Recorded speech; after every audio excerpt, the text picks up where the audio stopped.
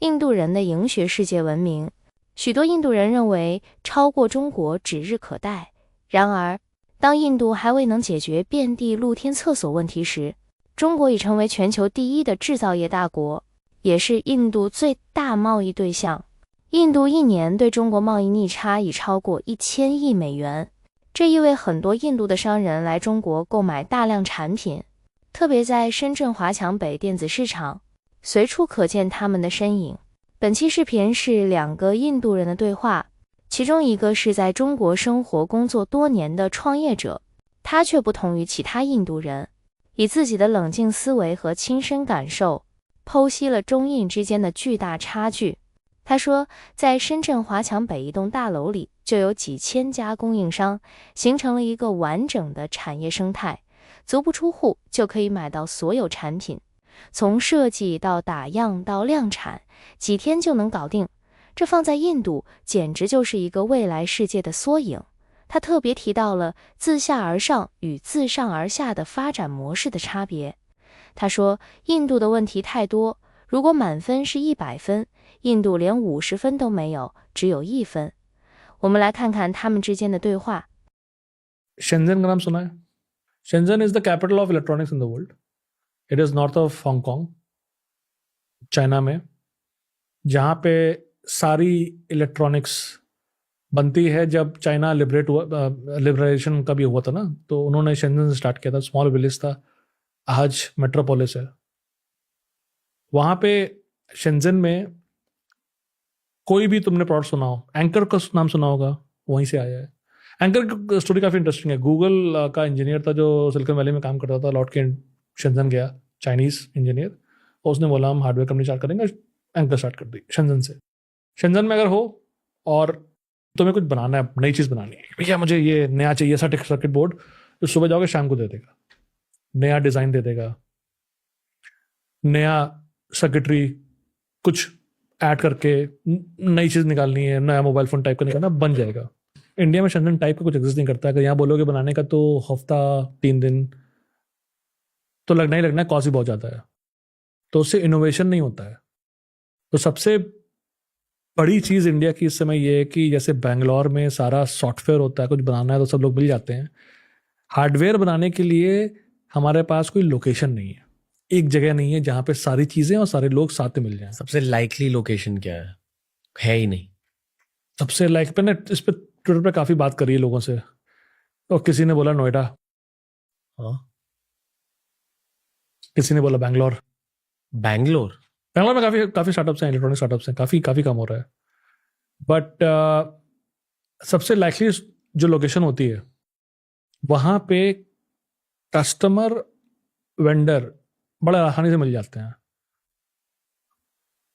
अब भैया अगर वो पोर्ट के पास हो तो शिपिंग भी हो जाती है अच्छी तरह से। अब हमारा डेडिकेटेड फ्रेट कॉरिडोर बन रहा है जो नोएडा से कनेक्ट कर देगा बॉम्बे को बड़ी जल्दी, लेकिन उसके बिना भी अगर हम बॉम्बे या गुजरात में बनाएं तो ज़्यादा अच्छा रहेगा। बट भाई कहीं भी बना लो, बेंगलोर में बना लो, but we need one place where you go. अच्छा सच्ची बात है ये, you go and take this Shure SNB to Shenzhen. Take a flight from here, go to Shenzhen, give it to a random vendor in a random mall. अच्छा mall जैसे होते हैं ना, जैसे यहाँ पे मॉल होते हैं, वैसे वहाँ मॉल होते हैं इलेक्ट्रॉनिक्स मॉल, जहाँ पे 10 नहीं 50 नहीं हजारों वेंडर होते हैं। मैंने पिक्चर पोस्ट करी हुई है कि एक बहुत बड़ा हॉल होता है और 25 माले की बिल्डिंग है, और हर माले में एक बहुत बड़े हॉल है और छोटे छोटे दुकानें हैं, जो जैसे वर्क प्लेस होती है ना ऑफिस वाली, कोवर्किंग वैसे होती है, बट कोवर्किंग फॉर इलेक्ट्रॉनिक्स। छोटे छोटे हजारों वेंडर अपना काम कर रहे होते हैं, उनको बोलो ये बनाना है, वो देखेगा, बोलेगा हाँ ये बन जाएगा, अपनी भाषा में बोलेगा चलो ये बन जाएगा $10 में, और तुमको ये 3 दिन में बना के दे देगा। फिर तुम बोलोगे ये मुझे स्केल करना, बोलेगा इस वेंडर से बात लो, तुम सामान लेके ऑर्डर दे दो, and that is how you become a supplier of electronics in India. You get it from Shenzhen. China बोलते हो ना, चाइना जो बोलते हो शेंजन होता है उसका मतलब। मैंने पूरा वीडियो पोस्ट किया शेंजन की रोड और उसका पूरा मॉल्स का कैसे वहाँ बनाते। मैं तो शेंजन में मैंने बहुत टाइम स्पेंड किया है। जो हम पहले बात कर रहे थे, instruction manual for manufacturing entrepreneurs, ये शायद स्टेप वन है। मैंने पोस्ट किया था कि भाई देखो स्टेप, अब उसमें स्टेप नहीं बोला था, मैंने पोस्ट किया था कि भाई अगर तुमको कुछ बनाना है तो शेंजन में जाके 3 महीने बिता लो, सीख के आ जाओ वहां से। ये की लाइन है पॉडकास्ट की, राइट? मतलब दुनिया में ऐसी जगह नहीं है, दुनिया में कोई ऐसी जगह नहीं है, कोई ऐसी जगह नहीं है। और आई एम अज्यूमिंग कि सिर्फ इंडियंस नहीं, अबे यूएस में भी नहीं है, हाँ वही, कहीं नहीं है। मतलब फिरंग भी होंगे वहाँ, वाइट पीपल शेंजन को विजिट करते होंगे। वो वीडियो बनाते हैं बहुत। अबे 2-3 दिन पहले का वीडियो है किसी का कि वो जा रहा है अपना कुछ नई चीज बना रहा है, घंटी वंटी बना रहा है बैठ के, और पूरा इसकी एक कॉटेज इंडस्ट्री है जो बनवा के आइटम अमेजोन पे बेचते हैं यूएस पे। उसको पता है ड्रॉप शिपिंग बोलते हैं, ड्रॉप शिप। मैन्युफैक्चर कस्टमर को डायरेक्टली शिप कर देता है। तो वो पूरा ड्रॉप शिपिंग का नाम सुना होगा, ड्रॉप शिपिंग, राइट? वो पूरा नया कंसेप्ट ही है यार। इंडिया में तो हम लोग डिलीवरी लेते हैं, पहले कस्टमर आप, वेंडर हम, और ये मेरा वेंडर, मतलब मेकर हम, ये मेरा वेंडर, ये पहले मुझे देगा, मैं अपने गोडाउन में उसकी डिलीवरी दूंगा, जीएसटी क्लियर करूंगा, फिर मैं आपको शिप करूंगा। बहुत रेयर केसेस में वो डायरेक्टली शिप करता है। जबकि चाइना में तो ये स्टैंडर्ड है। मैं बैठ के अमेजोन पे, अलीबाबा पे स्टोर बनाऊंगा, मैं कोई इन्वेंट्री नहीं रखूंगा, ये आपको डायरेक्टली शिप करेगा, आप ऑर्डर दोगे, ये अपने आप पहुंच जाएगा आपके पास।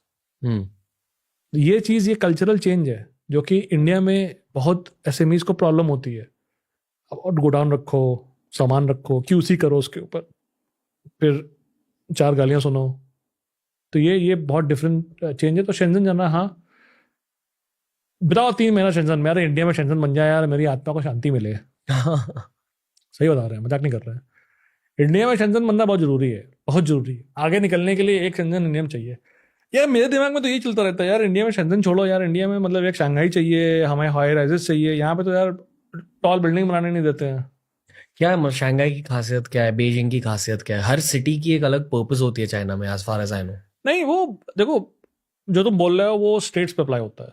शंघाई और बीजिंग तो बॉम्बे और दिल्ली और न्यूयॉर्क और डीसी हैं। एक कैपिटल है ऑफ पावर, एक कैपिटल ऑफ इकोनॉमिक पावर, एक capital of political power. Beijing is your capital of political power and Shanghai is your economic power, right? कोई बड़ी बात नहीं, स्टैंडर्ड है। बट वो सिटीज बहुत अच्छी तरह से बनाए हैं। Cities are basically first world. Well planned, less traffic, less pollution. Even Shenzhen is first world city.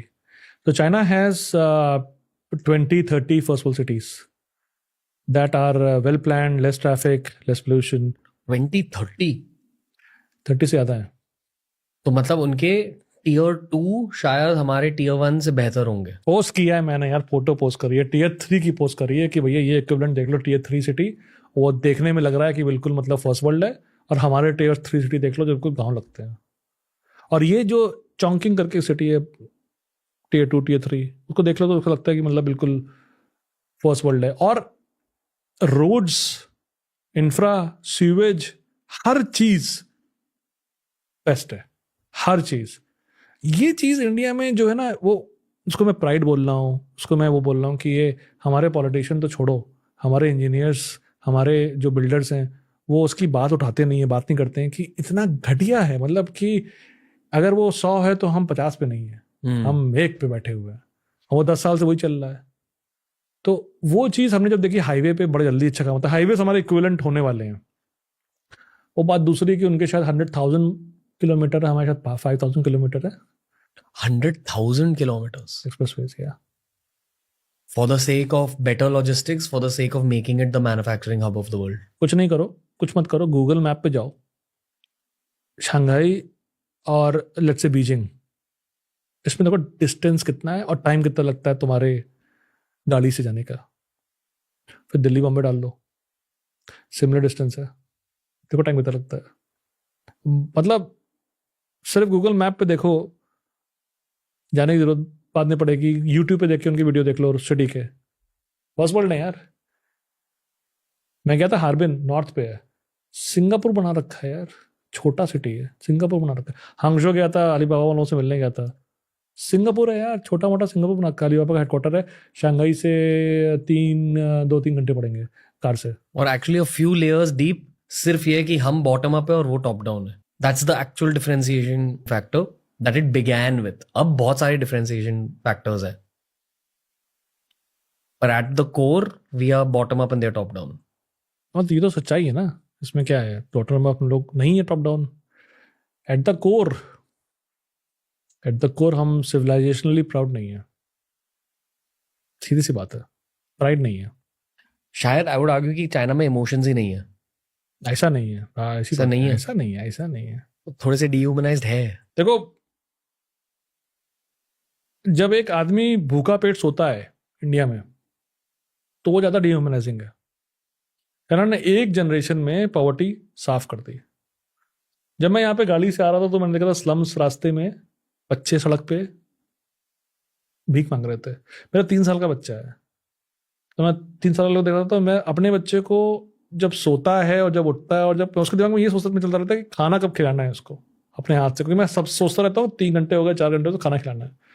तो बच्चा सड़क पे भीख मांग रहा है तो मेरे पास मतलब रोने और दुख के अलावा कुछ सोल्यूशन होता है कि ये एक बेचारा कैसे, इसको मैं कैसे हेल्प कर दूं.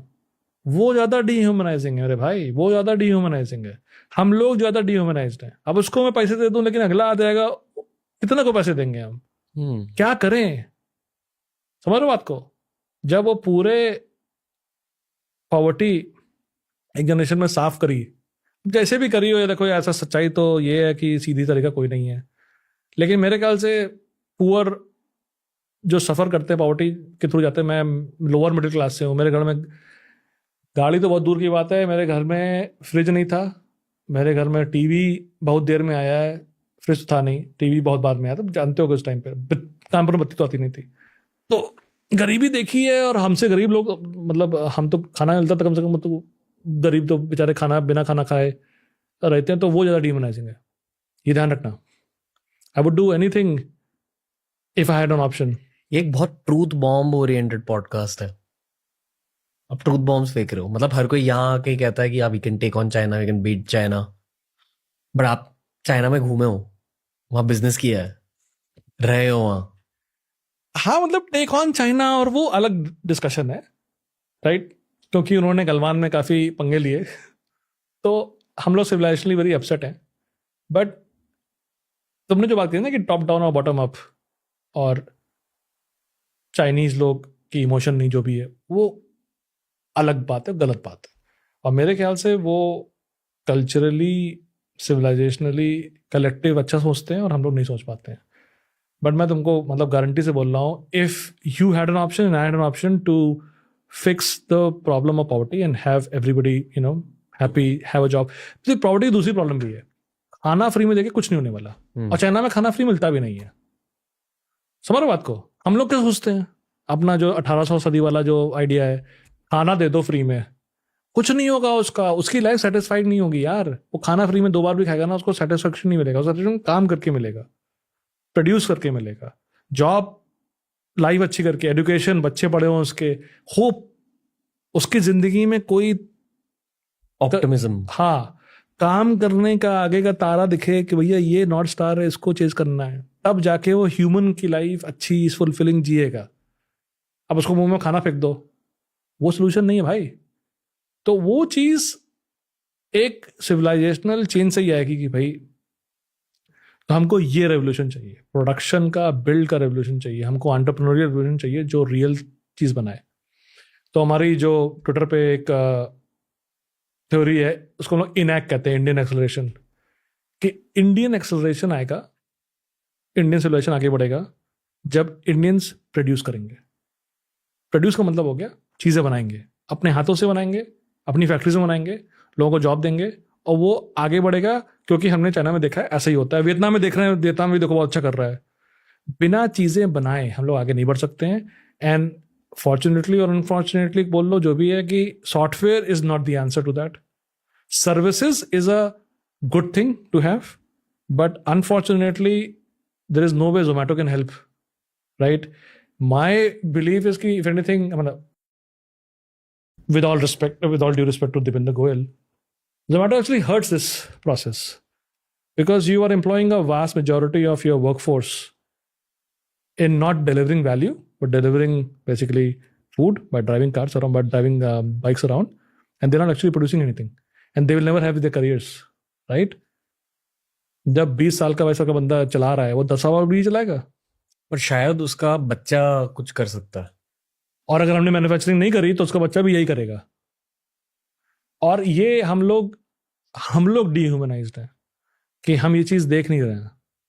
हम लोग मिडिल क्लास हो गया, अपर मिडिल क्लास हो गया, कि ये नीड ऑफ द आवर है। इसके लिए जो सैक्रिफाइस करना पड़ेगा और इसको हमको आगे बढ़ाना पड़ेगा। अब पॉलिटिकल चैलेंजेस हैं इसके काफ़ी इश्यूज हैं इंडिया में, बट इस प्रॉब्लम का सोल्यूशन प्रोडक्शन है, प्रोड्यूस, बिल्ड।